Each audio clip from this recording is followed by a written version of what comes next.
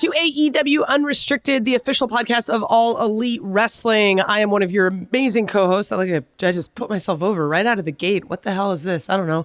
Aubrey Edwards, referee and podcast host, along with my more amazing co-host, Tony Schiavone. How you doing, Tony?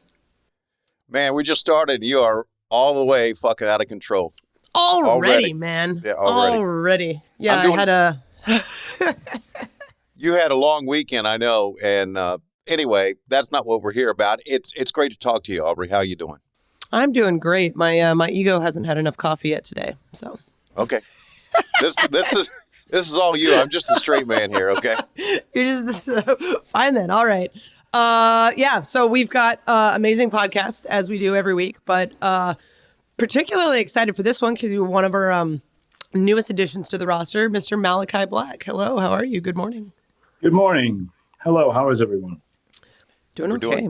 We're doing great. It's great to have you with us. And just let me say, and I think got a lot of questions here about you and your background in wrestling, but I think everybody would agree that your entrance is probably the most amazing entrance that we have in AEW, probably one of the most amazing ones in all of wrestling. How did you develop that entrance?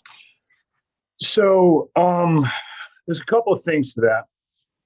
Number one, right before I made my debut, I released this little movie on my social media platform that was, a tie-in to a lot of stuff and gave some backstory as to, the how, the what, and the when. And there was a lot of like light cuts in that particular clip until the manifestation of, this. So I wanted to see if I can have elements of that translated towards the bigger screen. When I was in the other company, I had a very elaborate bells and whistles kind of entrance, very produced, and not that that's a bad thing, but I consider myself a bit of a minimalist. And I wanted to see if I can create something similar by just using the bare minimum. And, when we talk about television wrestling, it's obviously very different than like live events. It's very different than regular professional wrestling, basically. It needs to translate.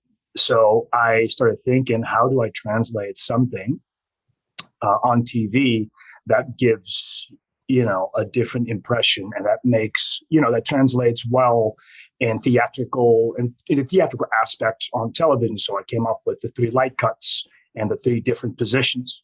I asked myself, like, could I create an entrance based off of light cuts and just using 3 simple lights?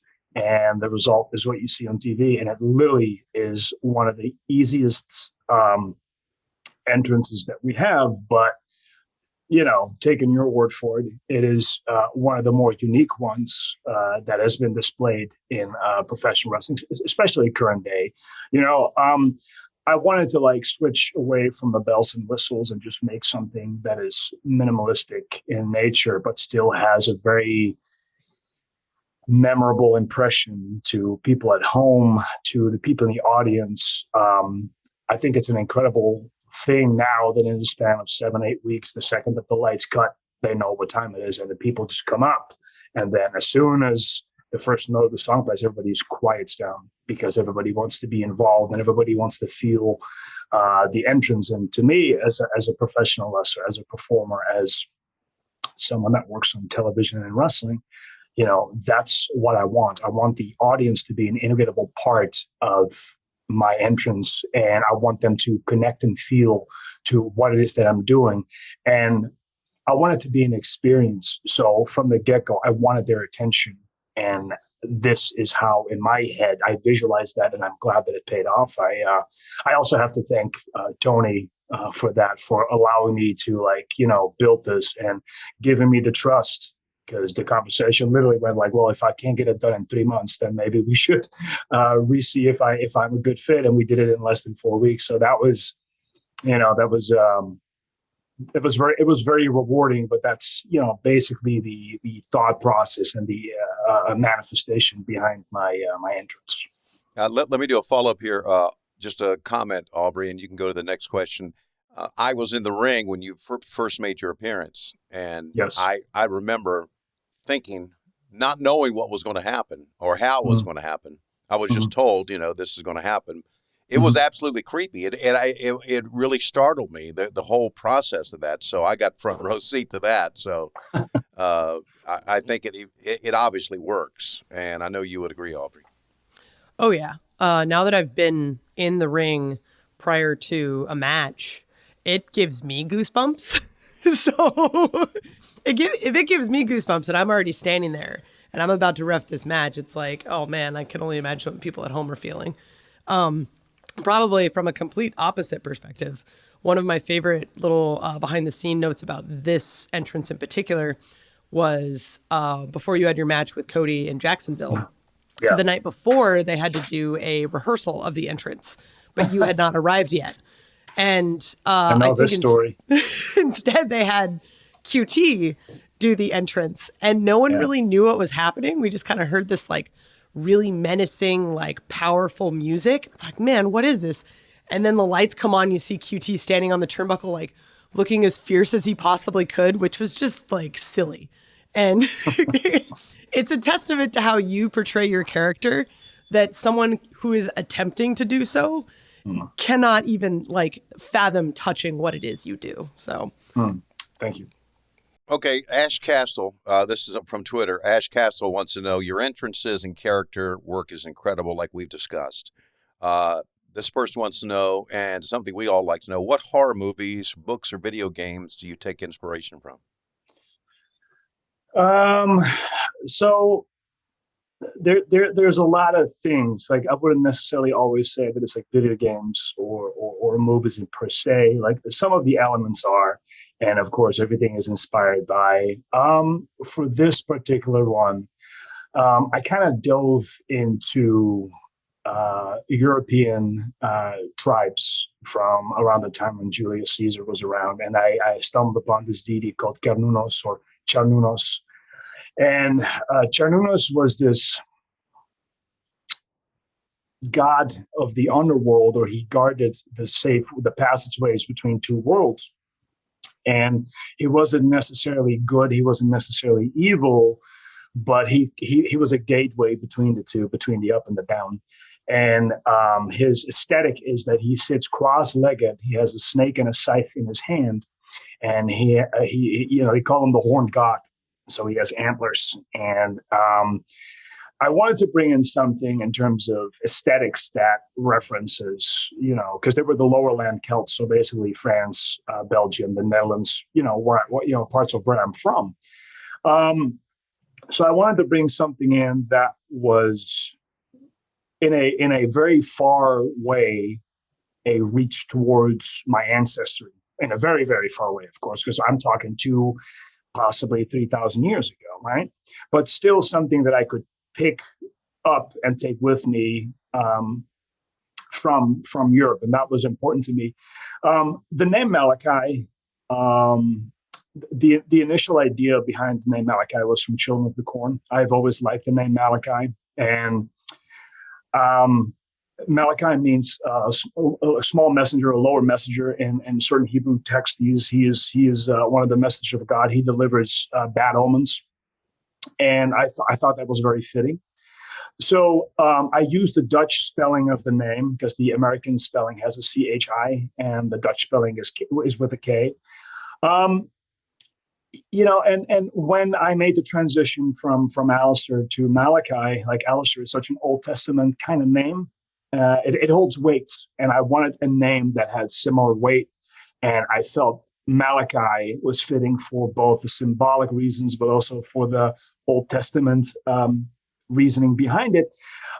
So, take in effect that I also used the demon Moloch from the Book of King Solomon. And in some cases, Moloch is what's the name? Like an autumn demon, or like an entity that's being worshipped at autumn, I can't come up with an answer. This is the issue when I'm I'm still Dutch, so sometimes the words don't always like line Yeah, up. we understand. Line up with me. I like somehow during this conversation it's going to pop into my head. I'm going to go, oh, remember that question? It's this. This is what I was trying to convey to you. But and I wanted to have that Children of the Corn vibe to it as well, and that demon is basically a demon that would fit in that category. As I also said to Jericho, I think the idea of possession is terrifying. So I used a lot of movies about possessions. Take your pick: Exorcism of Emily Rose, The Exorcist. And I thought the idea of this entity living inside Tommy End's head, called Malakai, or Moloch, basically manifesting himself through the wound of the eye and taking over Tom. I thought that was something different. I thought that was something new. I thought that was something that I could use and I could convey and present. And the thing is, I've always had a knack for theatrics. One of my favorite things about wrestling is the ability to, portray something and give an aesthetic. And for me, wrestling can be more than just you versus me. I think it can be an entire presentation. It can be something that you can take home and talk about for years to come, and really dive into and dissect what it is that necessarily not necessarily only what I'm doing, but what other people are doing within the space of having interacting a storyline with someone like Malakai Black. Fascinating. I love when all of these little tiny details are just thought out, and it means so much more. Even if people don't know all of the details, I think it's just one of those things that people feel and it comes across. I love it. Sure. Absolutely love it. Of course. Thank you. I want to talk a little bit about your debut in Miami. Mm-hmm. So you've sort of had it after, the Nightmare Family since you came here. How did you keep that a secret all day? So my contract was up 3 days before my debut, and obviously there was no direct contact between myself and Tony at the time until the contract was done. I presented him with an idea. I said, look, I know you have this show on Wednesday. This is what I want to present you. This is how I feel. This is what I think. And he said, let's give it a go. He got really excited about it, as Tony does, Let's fucking go. The phrase "let's effing go" came up a couple times. And, that's his phrase. I think that Tony is just a really good judge of character with stuff, and he understands to let the professionals do their thing. And I feel that there's a very big mutual respect between me and Tony.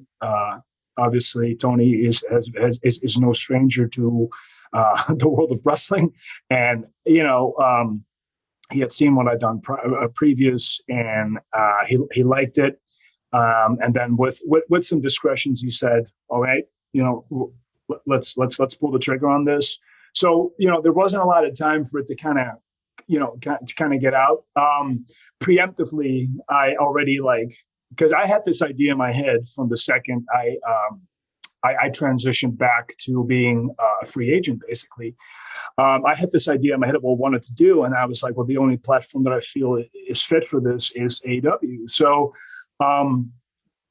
even though we had literally 3 days to finalize it, I had about 27, 26 days to kind of write this whole thing out, map this whole thing out, talk to several people of bouncing off ideas and coming up with this idea. And I just presented this entire ball of information to Tony, and Tony just absorbed it and was like, yeah, I love it. Let's give it a go, and we'll see where it ends. And again, the rest is history, because obviously it was a big success. It was a big surprise. I know you kind of, I guess you kind of holed up in the hotel the entire day. Mm-hmm. And I remember even Cody that day saying, we've got a surprise tonight. And I went, okay, I mean, that a lot of times that's what they say. You just got to. And so when you appeared, that's the first time I even knew that you were coming, that you were here. So we kept it away from everyone. Yeah, which is great. I love doing that. And I'm so glad Tony does that, because I think as announcers and as employees, our surprise is authentic, and it comes across that way. And it's difficult to have a genuine surprise in this day of social media, and especially in 2021, to keep things a secret and to keep it hidden. There was one moment as I'm driving in, and this was just one of those, oh shit, all is lost.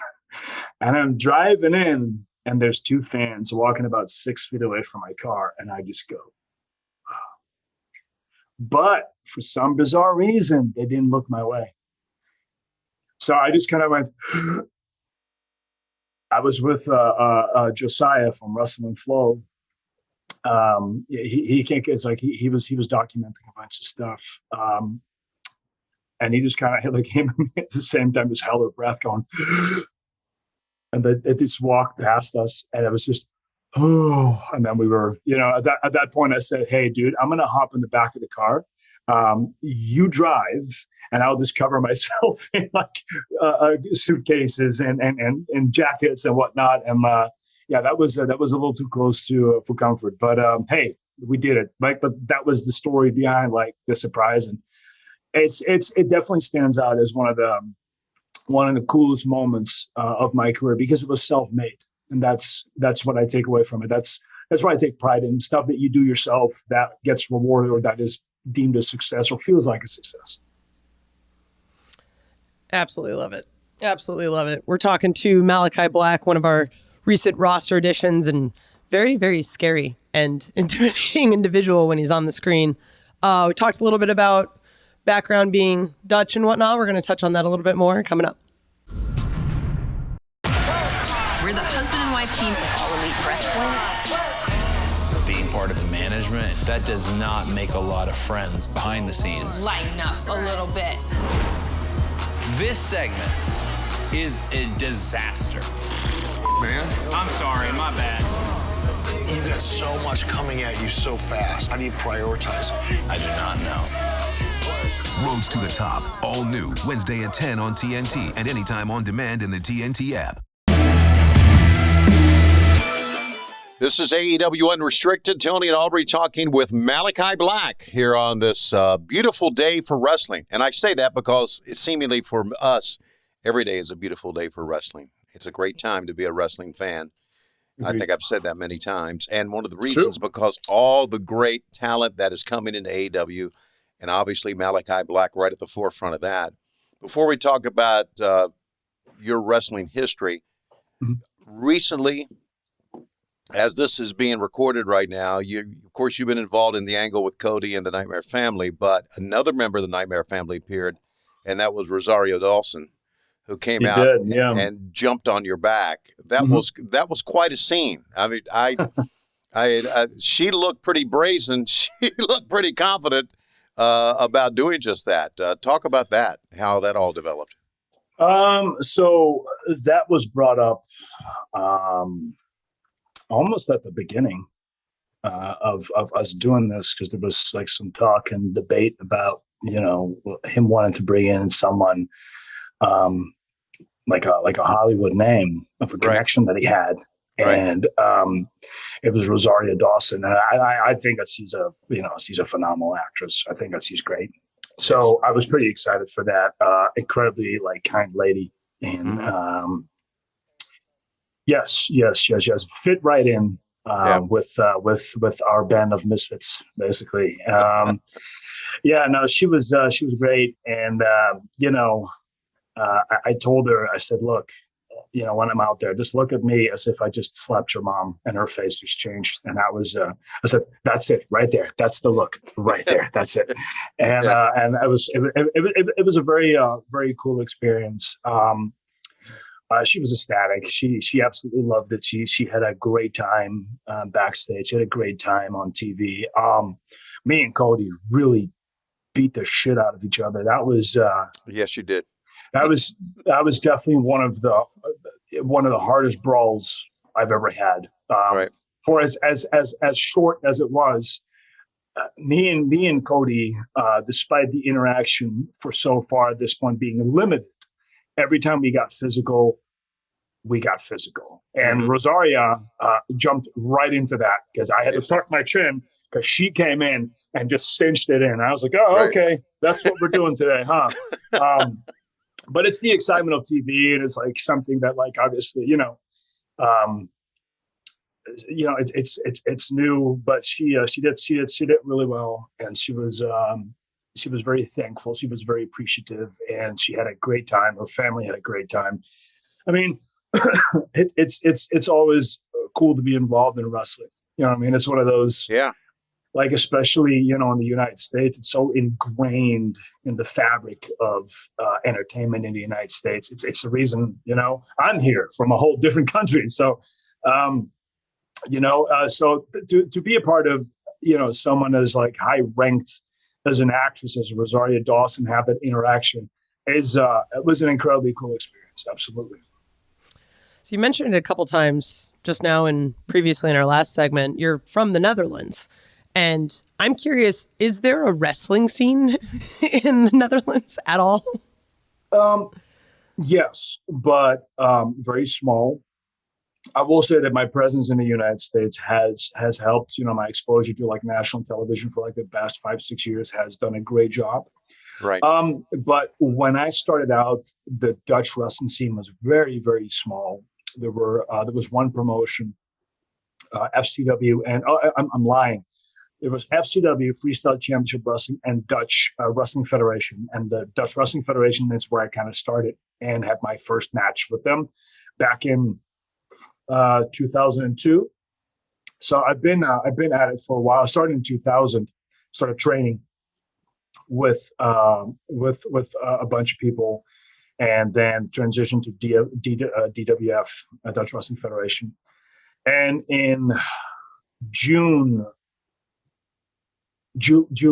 18th, 2002, I had my first match ever. So right now I've been involved in wrestling for 21 years, which seems like a crazy amount of time to spend in wrestling.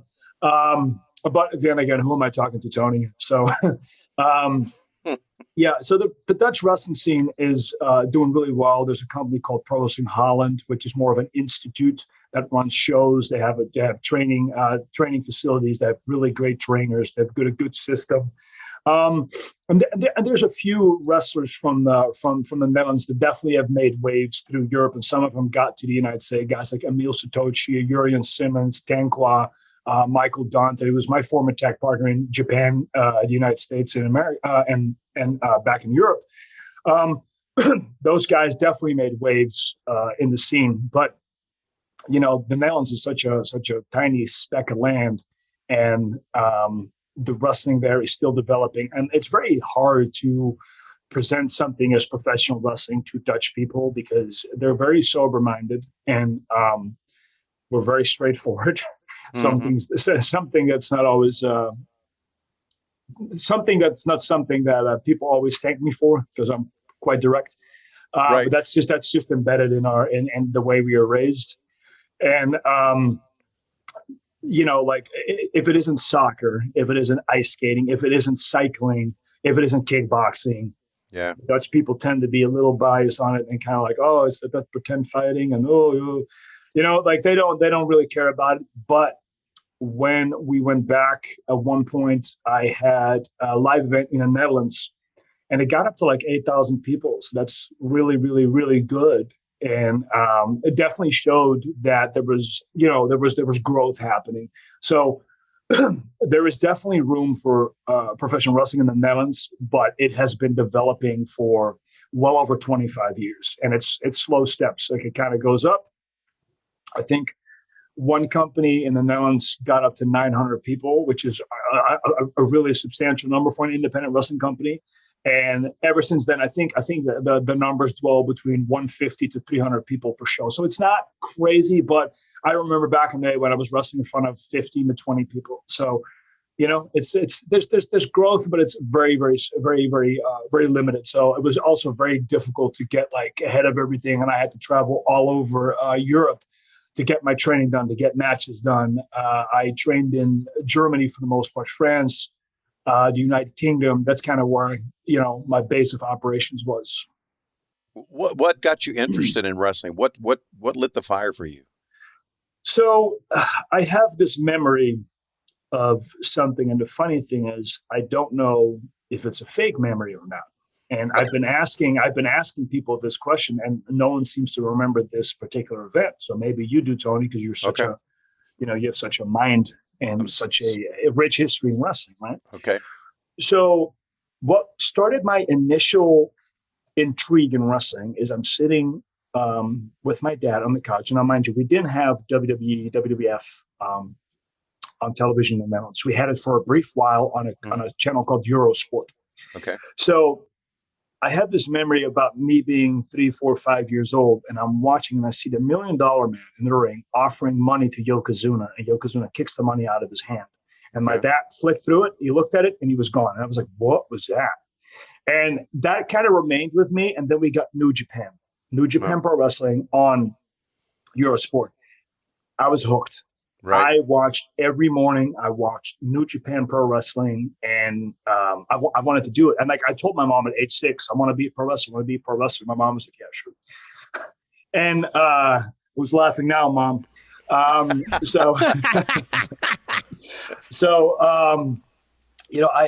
wanted to be a professional wrestler since the age of 5, 6, 7 years old. But, what I'm seeing is two dudes fighting in the ring.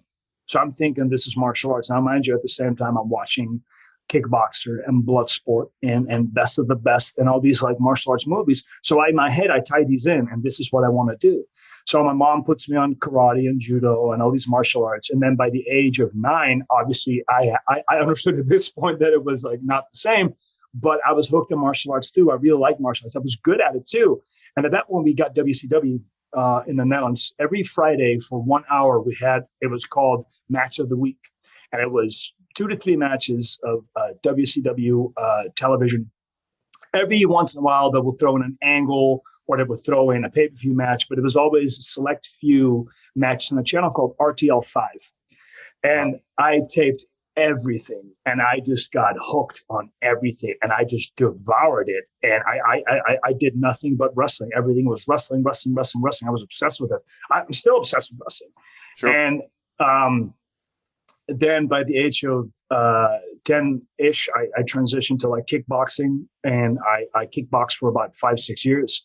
Then at the age of 15, I got the opportunity to train professional wrestling, and I never looked back. And I disbanded myself from martial arts, started training pro wrestling. And then 7 years into my wrestling career, I felt that I was missing something, because my main influence in wrestling was always martial arts, not just because of what I trained, but because of the wrestlers that I liked. I liked Hayabusa, Yuji Nagawa, all these more, martial arts orientated wrestlers, right? Sure.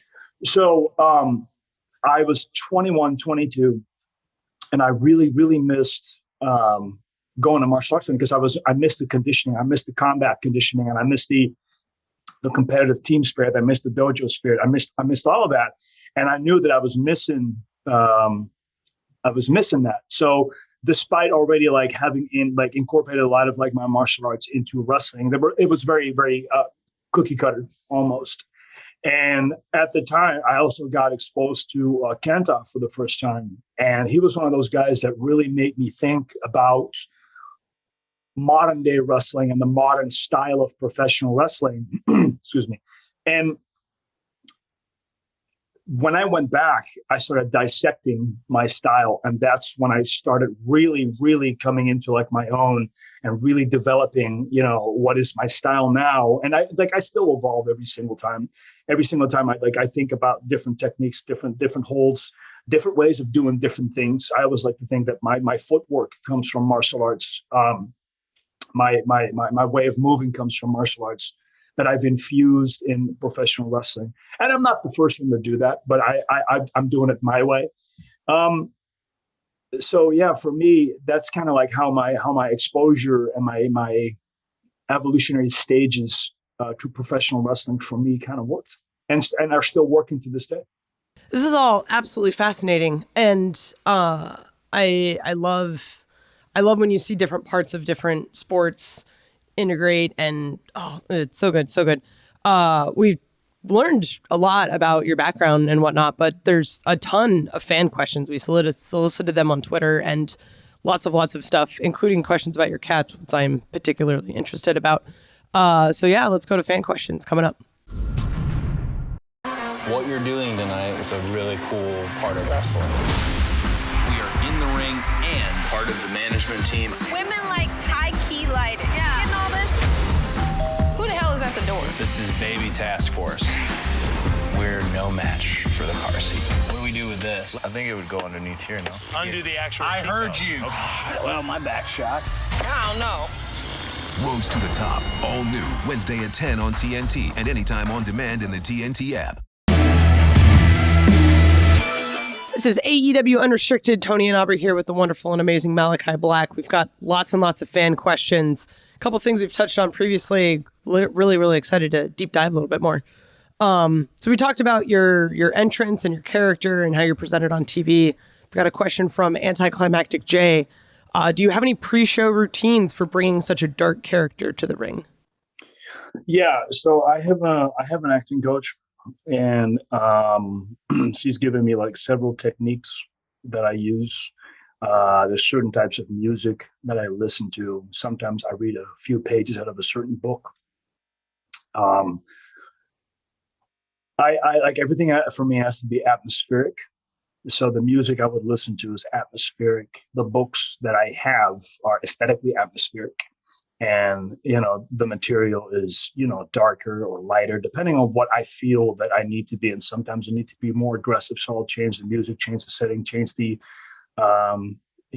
pre-match ritual. But for the most part, there's definitely like a ritual other than like the warming up routines and, and sometimes I feel like I'm in there already and I could just go out there and do it. But yeah, there's definitely parts of me that have to like, depending on how graphic or visual it needs to be, that will take inspiration from one thing to really pull myself down into, a darker, deeper place if need be. It's usually quite easy to turn on, to be honest, after so many years. But yeah, like I think all of us draw inspiration from certain things, like from you as a referee or Tony as an announcer. We all draw inspiration from something. We all not necessarily mimic something, but we looked at something and felt these are points that I can use to myself to like bring out what I want to bring out. And, through years and years of reflecting and dissecting and criticizing and criticism, you create this routine in which you almost try to get to the point of perfection right before you walk out, in terms of that like mental aspect, that mindset of where you want your persona, your you to be, basically. We are talking with Malakai Black. This is from @Henners. Can you explain the meaning behind your makeup around your eye, if there is any? Don't really know if I want to touch on that. Okay. So that's good. The one thing I can tell you is that for the character, it's not makeup. Think of it as a disease. Think of it as a symbolic way for a manifestation to overtake a host. That's about as much as I'll say about that. Okay. So good. Question from Davio Watts on Twitter. Any plans for a cinematic match? I loved the Prison Break Devil Made Me Do It videos and would love to see more of them. Well, I don't know. I generally don't know. I do plan on making more like these like short little horror movies that I like, because it's like and maybe not all of them are going to be like towards the Malakai Black character. Like I do a lot of writing. I have various creative outlets in my life, and the older I get, the more I discover. And the more I discover, the more I want to fulfill. And I have long got to the point now that I need to not say no to myself if I feel like I need to do something. And it's the same thing with that movie. And by the way, the funny thing is, right, people think that is the first time I did something like that. But way back before I got signed or before I moved over to the United States, I was in a tag team called the Sumerian Death Squad. And we used to film promos like little horror movies. Now, due to where I went, I had to put all of those away because, they were very graphic, because there was ones where we literally slice people's throats and stuff like that. We can't have that, right. And I should probably put them back online, but that started way back 2010, 2011, when we did these cinematic promos, because we just wanted to be different. And I had this creative vision in my head, and we had a good location for it. And, we just wanted to be different. And again, this is a creative part of me that I've always wanted to express. And at the time I was in a company called ICW, Insane Championship Wrestling in Glasgow. And the promoter, Mark, was just like, "Now go ahead, man, have fun with it. Show me what you got. I love it. Just do it. And he really gave me that platform. And I can't thank him enough for that. He really gave me that platform to explore that creative part of myself, because I've always wanted to do it. And then once that started happening, a lot of these other promotions started going like, "Hey, that kind of promo, do you mind doing one for us? And because we have you on this and this stage, would you?" And I was like, "Yeah, sure," because it was something that I can use to not just promote myself, but to fulfill that creative button that I have. And, the same goes with this. I filmed that one. And now that I have the connections, the budget, the locations, I definitely want to film more of those, but not all of them would necessarily be more towards Malakai Black. I think a bunch of them will. I've written 5 or 6 right now. But when it comes down to the actual cinematic match, I don't know, simply because I don't know if there's something that Tony would ever want to touch on. Tony is a big wrestling fan, so I don't know if this fits in his vision of what he feels AEW needs to be, and Tony is the boss. Would I be up for it? If I can find the right way to do it, with the right theme behind it, with the right opponent, I'm absolutely willing to ponder it. But I do feel that it was mainly due to the pandemic that they became more popular. Right now, we're glad that all of our fans are back ringside. We're glad that the world is slowly turning somewhat to normal, if we ever can consider what we're going into normal. So for the time being, I think it's not up for debate or anything. But in the future, if the opportunity arises, like I said, the right opponent, the right theme behind it, the right drive and energy, yeah, I'll definitely consider it. Absolutely. Iana wants to know, can you talk about the origin of your clothing brand, Black Mass? Yeah. So Black Mass clothing came into effect about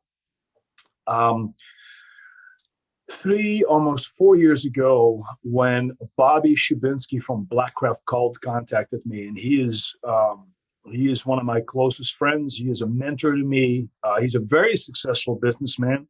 Blackcraft Cult is by far the biggest alternative brand in the world, and he built that with his partner. And he wanted to do some shirts with me. And I've always wanted to do stuff like that, because I love the idea of being able to create my own clothing. Because again, it's we're talking about these creative buttons, and this is also an outlet for me. And we did some shirts, and they were very successful, and they were like my vision combined with his designers. And it did so well that he was like, "You ever think about forming your own your own clothing brand?" And I said, well, I've always thought about it. So he's like, "Why don't you come up with something, think about something?" And it was easy for me. I think I made the company Black Mass LLC that turns to one of the branches is Black Mass Clothing. And I had my designer from back when I was in the indies that made my clothing designs. And that was already kind of a way for me to kind of have my own clothing label, because we already did wrestling merchandise that looked more like merchandise that we'd buy in the store, because that's always been my way of approaching wrestling stuff, merch, sorry. we started designing, and now we're 4 years in. We are a legit company that pays taxes. I have 6 employees, 4 of those being like my closest friends. And, we're fully functioning. We're doing really good. We're currently talking to some outlets. I can't name them, but if everything goes to plan, Q1 or Q2 of 2022, you're going to see us in a bunch of stores, in a bunch of really big stores, which is really crazy. So the idea behind it is that I wanted to put stuff that I liked from my childhood and translate that onto clothing. As I was growing up, I always had questions about religion, so I read a lot about religion. I find religion fascinating. I'm not a religious person, but I find the concept of world religions very fascinating. I find the ideas of deities and gods and mythology super fascinating. I love the occult. I love tattooing. I love skateboarding. I love hardcore. I love black metal. So I combined all of those and started putting that basically on shirts, on hoodies, on hats. And, I have a phenomenal designing team. I generally vouch for the guys who design all my clothing to be some of the best designers that are around.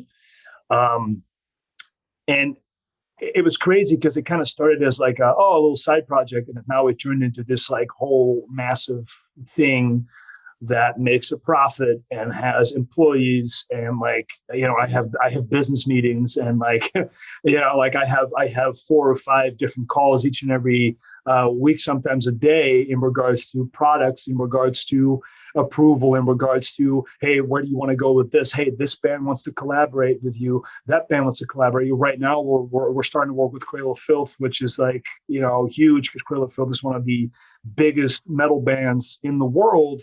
That's a little exclusive for you right there. And, hey.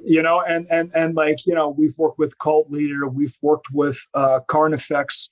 We're doing stuff with members of Avenged Sevenfold. And it's just it keeps on growing and growing. And I guess it kind of sidelines with wrestling, because I never thought in wrestling that I would get where I would go. My whole mentality in my entire life is just keep your head down and work. Don't get distracted. Don't get sidetracked. Whatever people are going to have an opinion on this side, no matter what you do.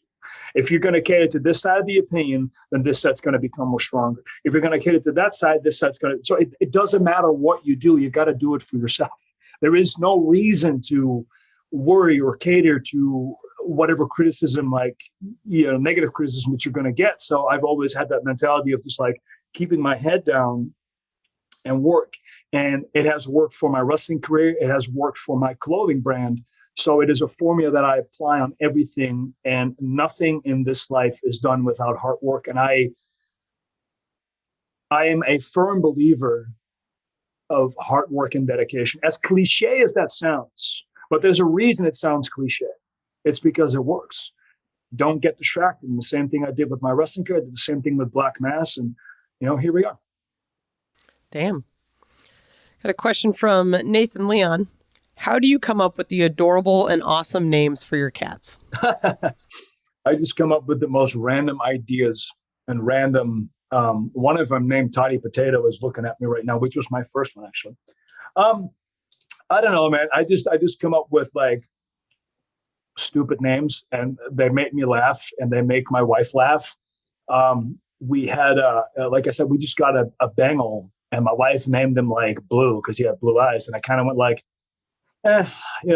his full name was Blueberry, and all of a sudden we started calling him Bloopy, and it was just hilarious because why would a cat be named Bloopy? It makes no sense. It's stupid, but exactly that's why it's funny. So all our cats have 7 different names. It starts with Toddy Potato, and then it becomes Tudor or Toter, and it just kind of takes weird shapes on its own. And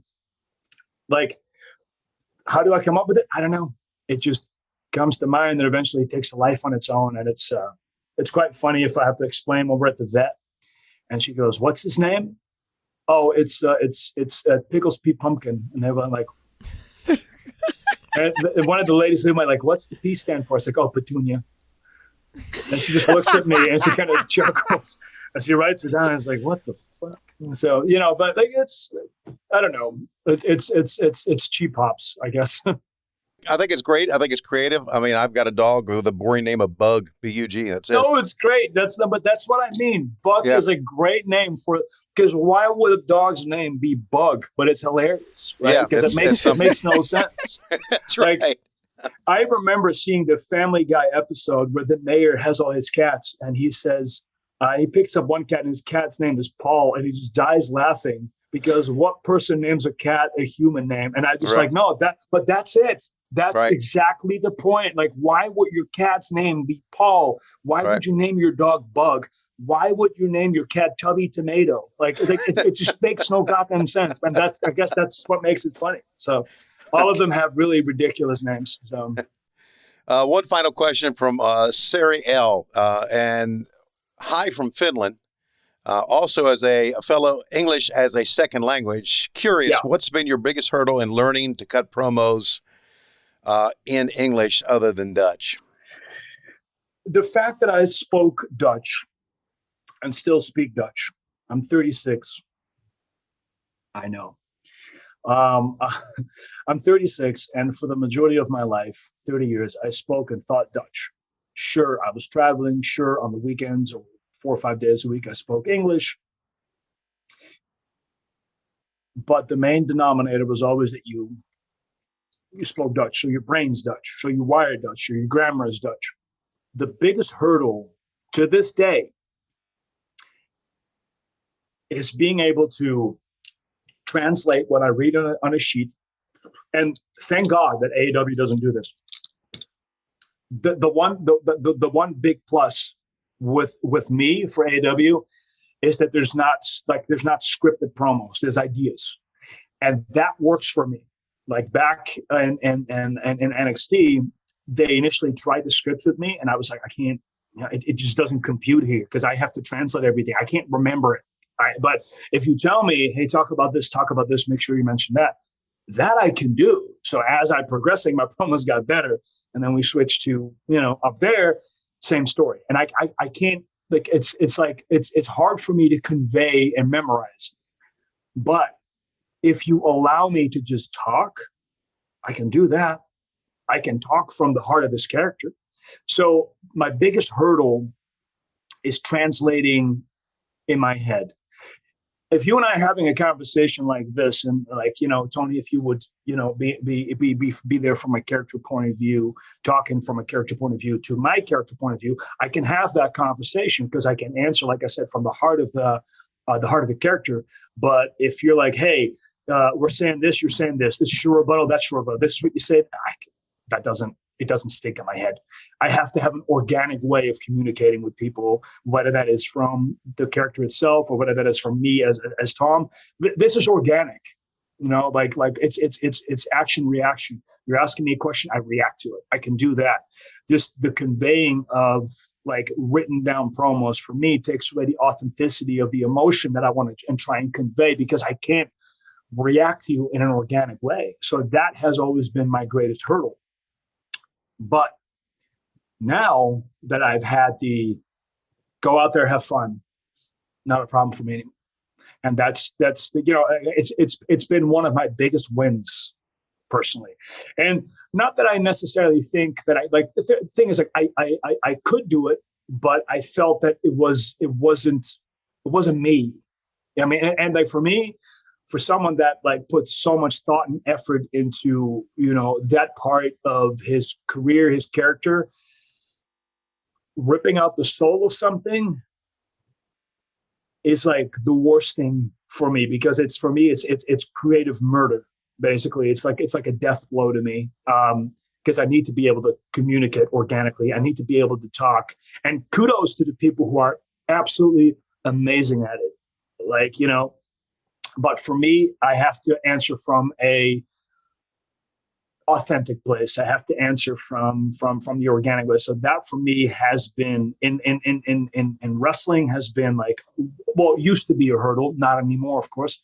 But that was, especially in the beginning, that was like my biggest issue. Later on, it got better, but that was always like in the beginning, especially the first 3-4 years. That was my biggest issue, is like conveying that. And, and then everything is practice and rehearsal and doing it over and over. Like the first match you do, you're not going to have a great match. It's going to take a couple matches for you to really like dive down and understand what it is that you're doing in the ring, and you discover stuff. So that was like my biggest hurdle from a professional level. Personal wise, well, you just kind of saw it. Sometimes the words aren't always there. And, like I'm trying to remember. I'm still trying to remember what I'm going to text you later on today going, Tony, this was the word. This is what I was trying to say. Sometimes the words just don't come to me. Like I know it in Dutch, but I don't know, I don't know what it is in the English language. And that happens very rarely, because obviously for the most part, I speak pretty perfect English. Very good. Languages have always been my thing. I like speaking multiple languages. I used to love learning languages.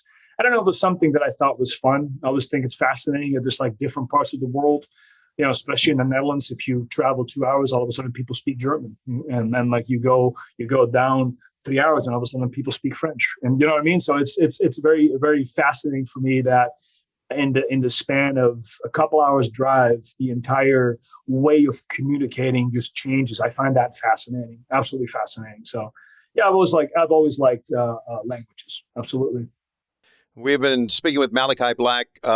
Tommy, thank you, buddy. It's great talking to you. Some good stuff, and we appreciate you being with us. And you can follow him on Instagram and Twitter at TommyEnd, and you can listen and follow this podcast, AEW Unrestricted, for free wherever you get your podcast. Leave us a rating and a review too. Leave us a rating. If you want to leave us a review, I ain't gonna read it. Okay. So and check out I remember the word. What is it? Harvest God. Harvest. There you go. That's the word. Sorry. Right, there. See, I told you it was gonna happen. Okay. God damn it.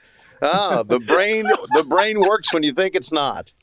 Check out our video episode on YouTube. Just search AEW Unrestricted. And Aubrey, don't forget about our television shows. We got Elevation on Mondays. We got Dark on Tuesday, both of them on YouTube. We've got Dynamite on TNT, 8 o'clock, 7 Central on Wednesdays. And then Friday, you can watch Rampage, 10 o'clock, 7 Central, also on TNT. I'm Aubrey Edwards here with my close personal friend, Tony Schiavone. Thank you, Malakai. This was an absolutely fascinating conversation. And thank you all for listening.